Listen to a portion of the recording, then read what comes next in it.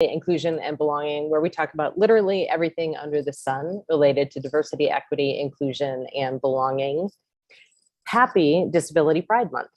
I'm going to give a visual description of myself. I'm a white woman with mid-length red hair. I am rocking some pretty fun red glasses frames. I'm wearing a blue shirt, sitting in front of a wall with a piece of art hanging behind me. I am fired up to be talking with Emily Ladau today because she literally, y'all, wrote the book on disability and inclusion in the workplace and in the world. So Emily, thanks for being in the house. Please introduce yourself and let's dive into this really, really important conversation. Hi, I am so excited to be here with you and happy Disability Pride Month. Yay, it's one of my favorite months of the year. I will give a quick visual description of myself as well. I'm a white woman. I have brown hair that's pulled back so you can't see too much of it. I've got on pink headphones, black rimmed glasses, some magenta lipstick, a little leopard print top, and behind me is a blurred background. I'm super excited to dive into conversation, but as a quick introduction about myself, what you're not able to see in the screen is that I am a wheelchair user. I have a physical disability called Larsen syndrome. I was born with my disability, so it has always been a part of who I am. And now it is something that I very much celebrate as part of my identity. I like to joke that I am a professional disabled person in the sense that it is just disability 24/7 for me. First of all, because you can't just take off your identity when you go to bed at night, but also because I am incredibly passionate about advocacy, about storytelling, about educating around disability.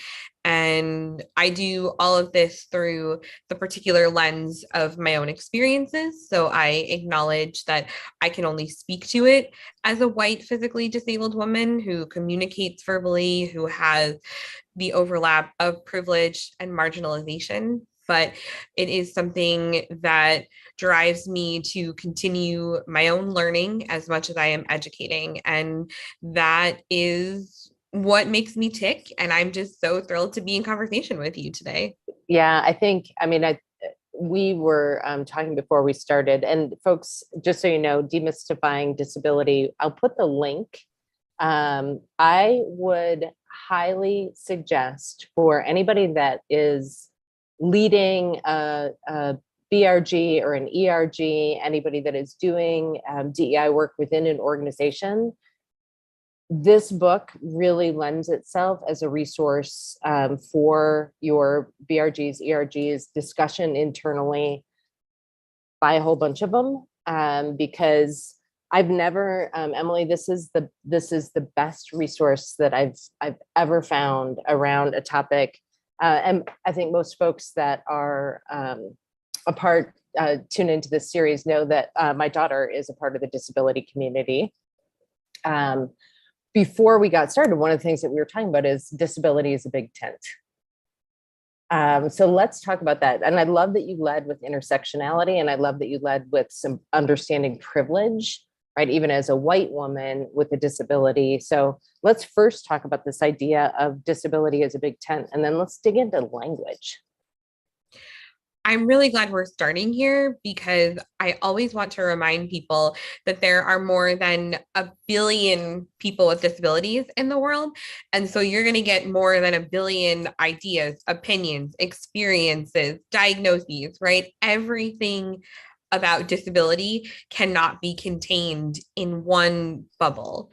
We don't exist in one bubble. Sure, when I say disability community, it's a handy umbrella term, if you will. But the reality is that there are so many sub movements and sub communities and subgroups, and it's just a way to try to hold this incredibly big group of people. And I think there's two things that we can recognize there. The first is that's a reminder that disability is not a niche topic. we often relegate it to the side. We think it's not important. We don't talk about it. And yet, when you realize that a billion plus people are disabled, that's more than 15% of the global population, and that number is increasing every day, especially with COVID, you suddenly begin to realize, oh, we should be talking about this. And the second thing that I think it brings up, which is super important, is the fact that disability is itself an incredibly diverse experience. It cuts across every and any other identity, and it's an identity group that anyone can join at any time.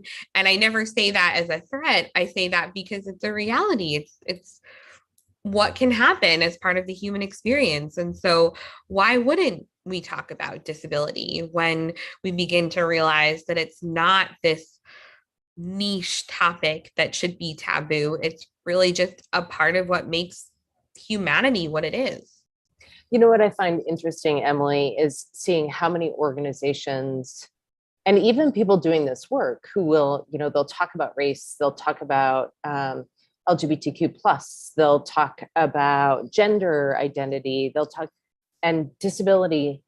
I feel like at least 50% of the time is not even in the equation for people, which, as you were saying, I believe, when we're talking about underrepresented groups from a numbers standpoint, there's no larger underrepresented group than the disability community.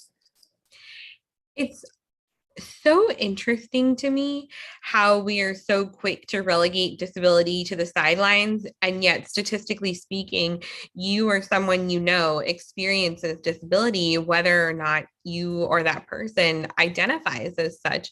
And so I really encourage people to start to think of disability not as something that we shouldn't be talking about, but rather something that is absolutely integral to the fabric of these diversity, equity, and inclusion conversations. Yes. Because we're so used to thinking about disability as this tragedy rather than as something that's simply an identity and part of another person. So let's talk about it. Let's bring it to the forefront, because every time I see a company's DEI statement, or anytime I see any kind of research or a white paper or any information being released, I will do a quick little search, Command F, and I'll look to see if the word disability is in there. And more often than not, it's not in there. And it reminds me that disability is still so much on the margins of marginalization. And I'm hoping that we can move beyond that and start to make it an integral part of the conversation. So let's talk. You walked this perfectly into, let's have folks understand what ableism is. I define it pretty simply as attitudes and actions and circumstances that devalue someone on the basis of disability, whether they actually have a disability or are assumed to have a disability. And so ableism can be very micro and interpersonal, in the sense that someone can make a rude comment or a judgment, they can exclude you from something. It can also be an inaccessible environment. It can be not taking people with disabilities into account when planning things. But then it can be much broader and more systemic. And one of my favorite examples of systemic ableism is the inaccessibility of a lot of public transit systems. They were not designed with disabled people in mind or our needs for accessibility in mind, which shuts us out of using those systems. And when you're shut out of using that system, you're then shut out of all of the things that system connects you to. So suddenly you can't socialize, you can't get to work, you can't get to school, you can't get to the doctor. And you begin to realize that ableism is so baked into the systems that we already exist in, then it's no wonder that it also translates to these ableist attitudes that we hold, because we don't encourage the inclusion of disabled people. We actively discourage it with our systems. We could have a whole conversation just on that, couldn't we? Absolutely. Okay, so let's talk about language around, and can we all just start with disabled is not a bad word. I'm so Go, glad Emily. you said it. Go. I was going to say it. It's funny.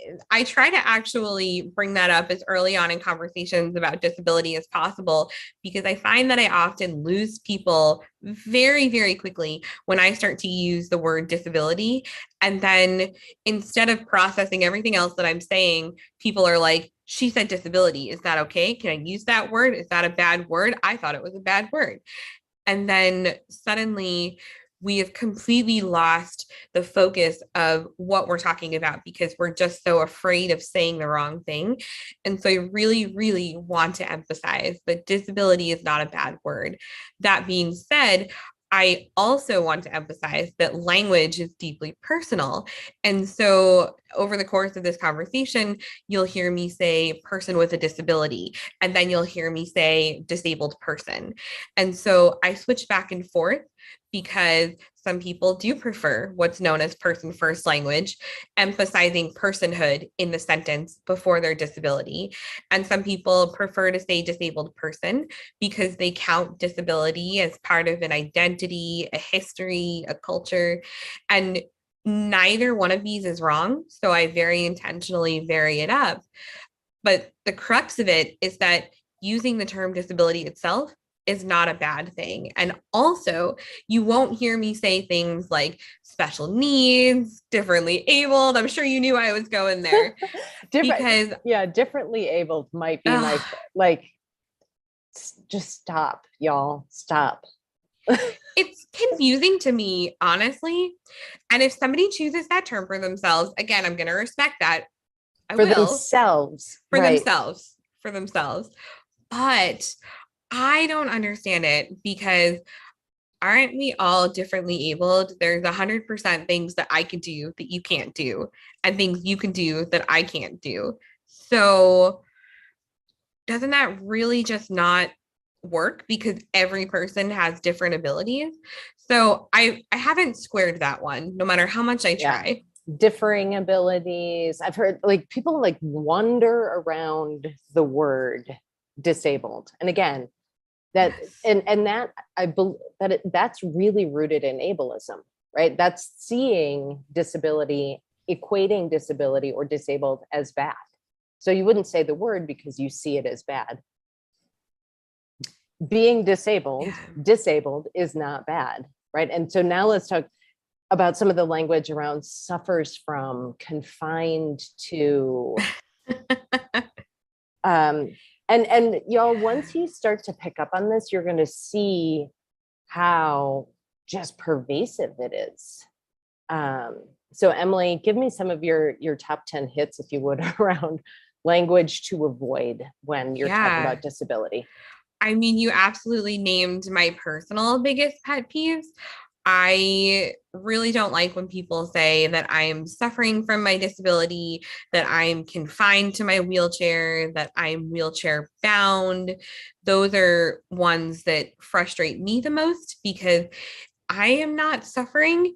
And perhaps the only thing I am suffering from is your ableist attitude, to be quite honest. And then in terms of confined and bound to a wheelchair, I think it's really just about shifting our understanding of what a wheelchair is, because any sort of mobility device is meant to offer freedom of movement. It's not meant to confine you. I am not sitting static. My wheelchair is what allows me to get from point A to point B in much the same way that somebody might walk from point A to point B. And so I don't see it as binding. What is binding, what is confining is when your location has steps and I can't get in. That to me creates that confinement.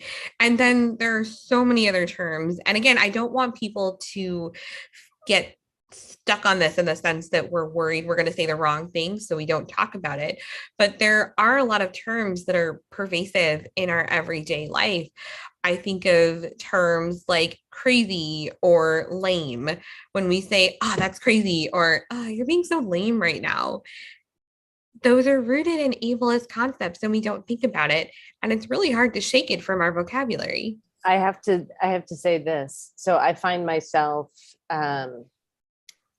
using, in particular, the language that I have struggled with the most is crazy, right? And so I'm and I have a challenge with my team around this, right? Where it's like, call me out on it.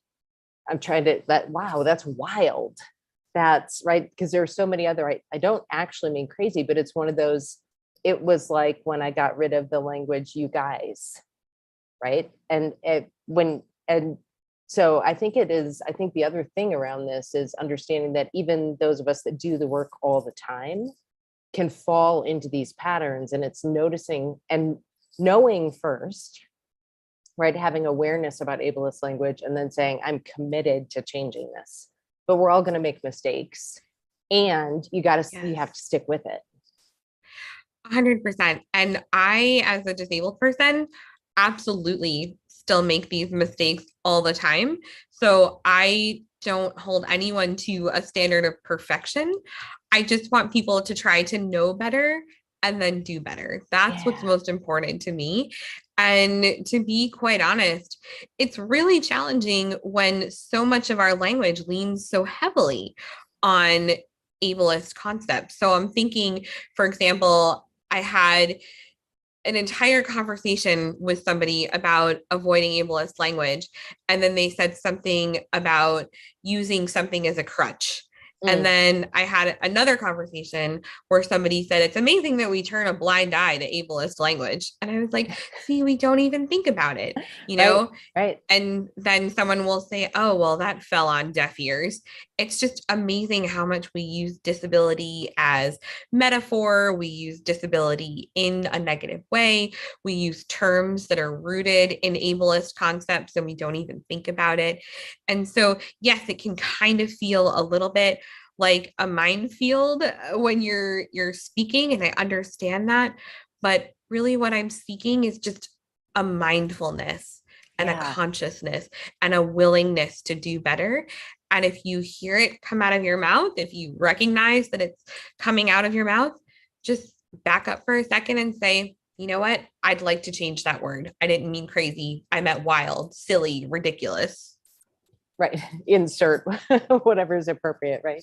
I love that idea of like not expecting perfection, but staying curious and leaning into it. And sometimes when I am approaching or learning something, I'll say I'm going to pick one thing and start there and build from that. I think sometimes that, because otherwise you can get into paralysis, and particularly when you start to really understand and see how much ableist language there is.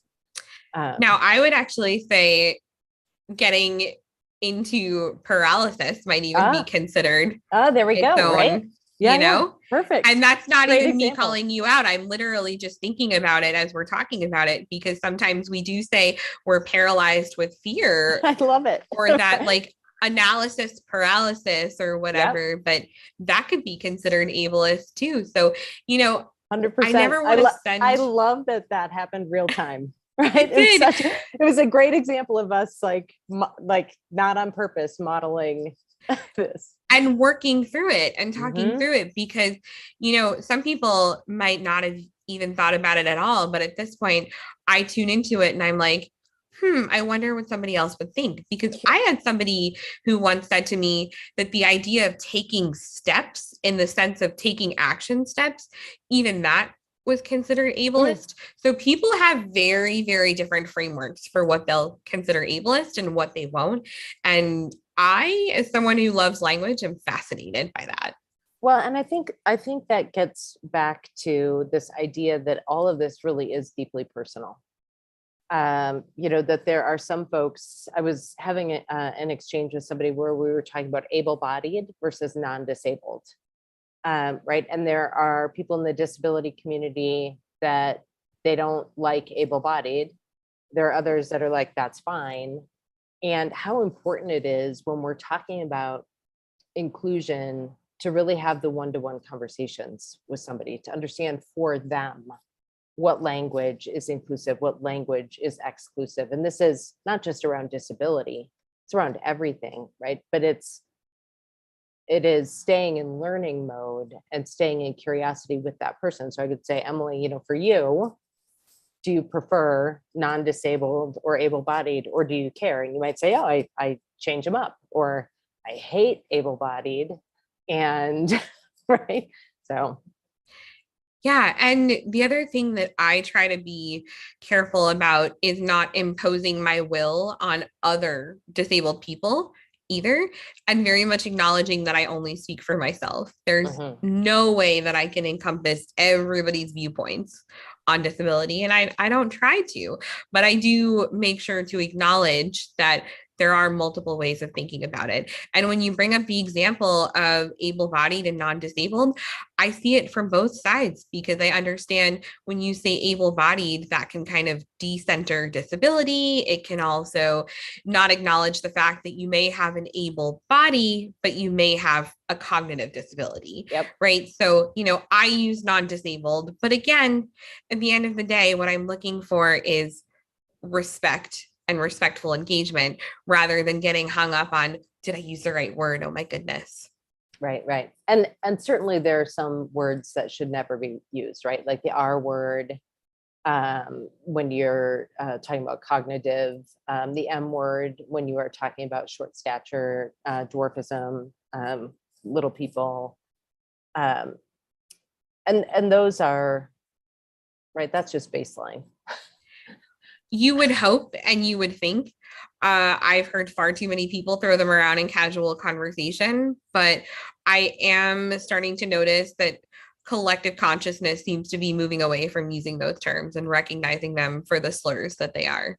Yeah, hopefully we can get the comedy groups to start dropping the M word, because man, somehow that group is a target for comedians.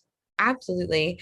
And look, I am here for a good disability joke, generally made by disabled people, but using a slur is not a joke.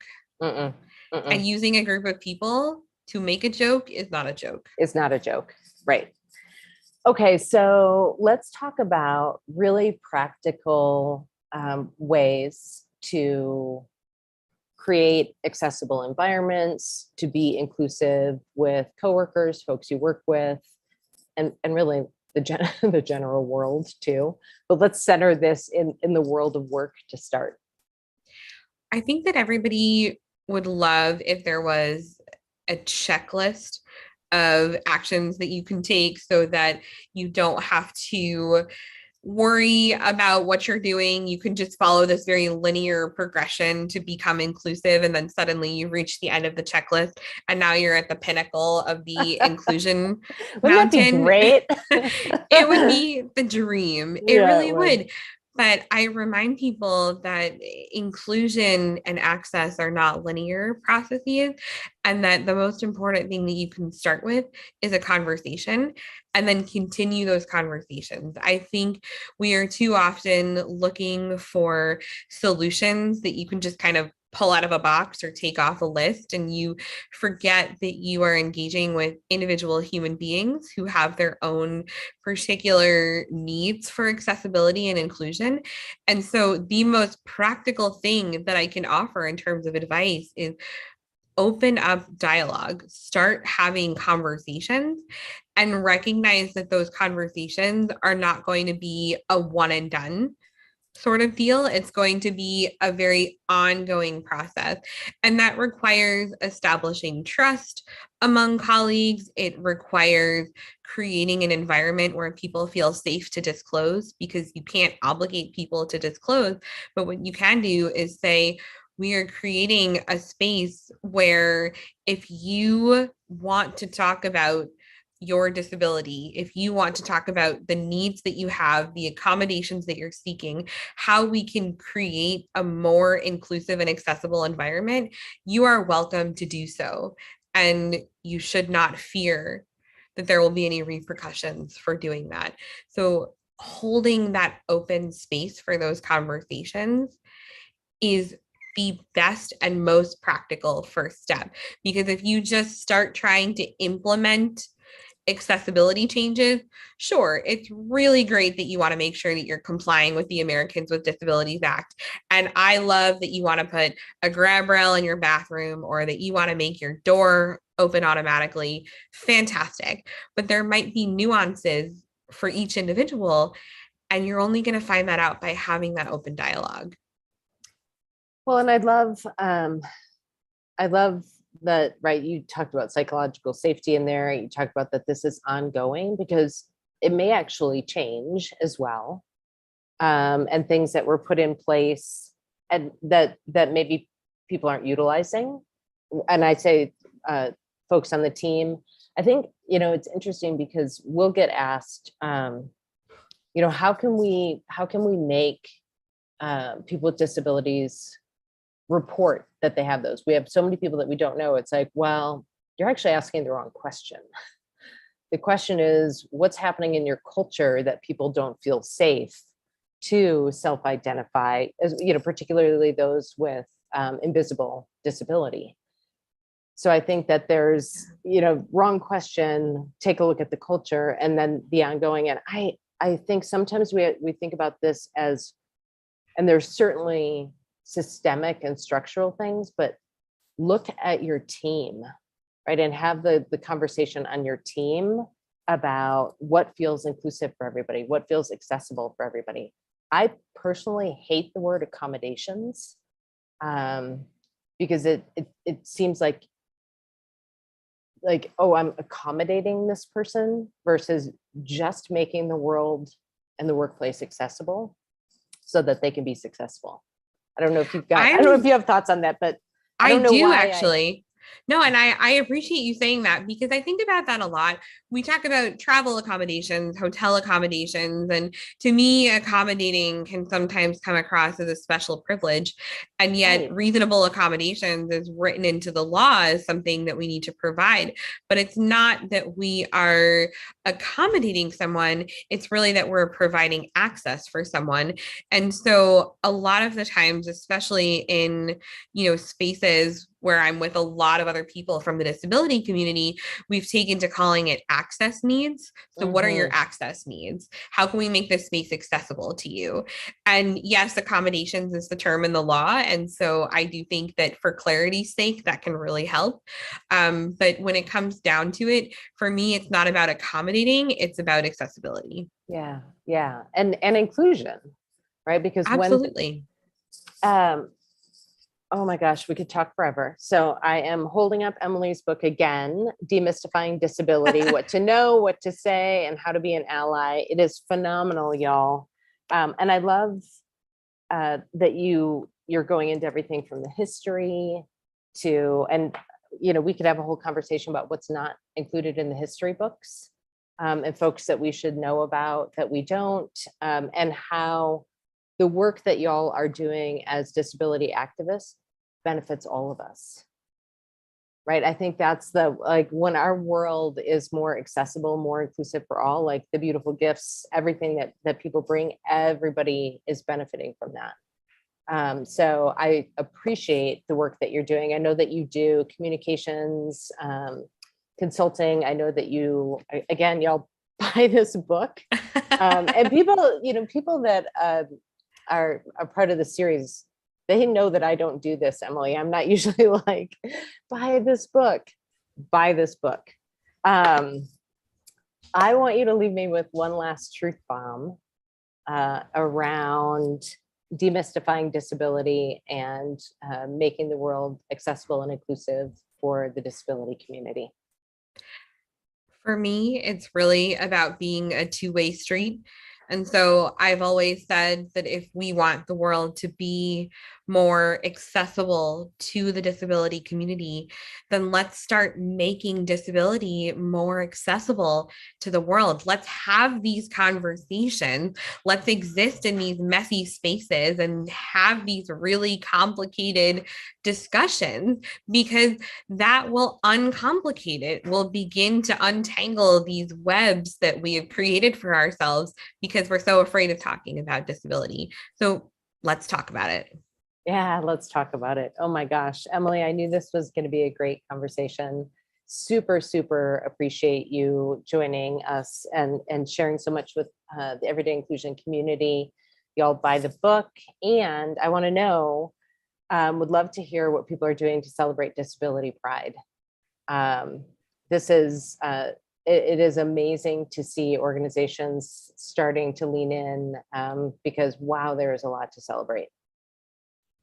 So, Happy Disability Pride Month. thanks, Emily.